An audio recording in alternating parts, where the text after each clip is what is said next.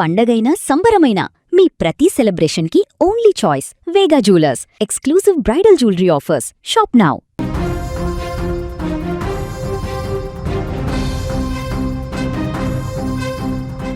Food poison కారణంగా ఇద్దరు అక్కా చెల్లెళ్లు మృతి చెందిన ఘటన నారాయణగూడలో కలకలం రేపుతుంది.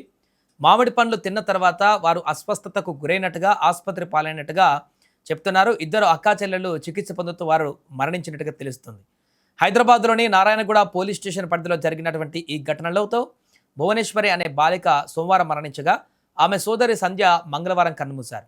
కర్ణాటకలోని బీదర్కు చెందిన వైజీనాథ్ ఇందుమతి దంపతులు జీవనోపాధి కోసం హైదరాబాద్ వచ్చి విఠల్వాడిలో నివాసం ఉంటున్నారు. వైజీనాథ్ దంపతులకు 4 కుమార్తెలు ఉన్నారు. ఈ కుటుంబానికి బంధువైన రేణుక అనేటువంటి ఆమె ఇటీవల వీరింటికి వస్తూ నారాయణగూడలోని జలమండలి కార్యాలయం సమీపంలో మామిడి పండు కొనుగోలు చేసి తీసుకువచ్చింది. ఇందుమతి ఆమె 4 కుమార్తెలు ఆ మామిడి పండ్లను తిన్నారు. ఆదివారం సాయంత్రం 5గురికి వాంతులు విరోచనాలు కావడంతో కాచిగూడలో ఓ ప్రైవేట్ ఆసుపత్రికి వెళ్లారు. ఆసుపత్రిలో చికిత్స పొందుతున్న వైద్యనాథ్ 3వ కుమార్తె భువనేశ్వరి సోమవారం మరణించారు. చిన్న కూతురు సంధ్య మంగళవారం కన్నుమూశారు.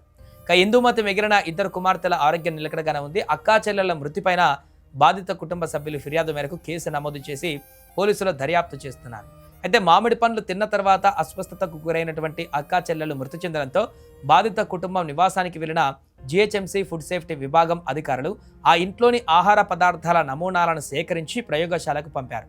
ఆ నివేదికలతో పాటు పోస్టుమార్టం నివేదిక వచ్చాకే అక్కా చెల్లెల మరణం పైన స్పష్టత వచ్చేటువంటి ఛాన్స్ ఉంది.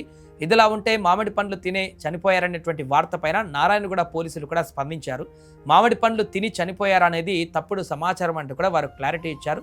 అయితే ఫుడ్ పాయిజన్ ఎక్కడ జరిగింది, ఎందుకు జరిగింది, వారికి అనారోగ్యం రావడానికి గల కారణాలు ఏంటి, ఈ పూర్తి వివరాలన్నింటినీ కూడా ఇప్పుడు దర్యాప్తులో బయటకు వచ్చేటువంటి అవకాశం ఉంది.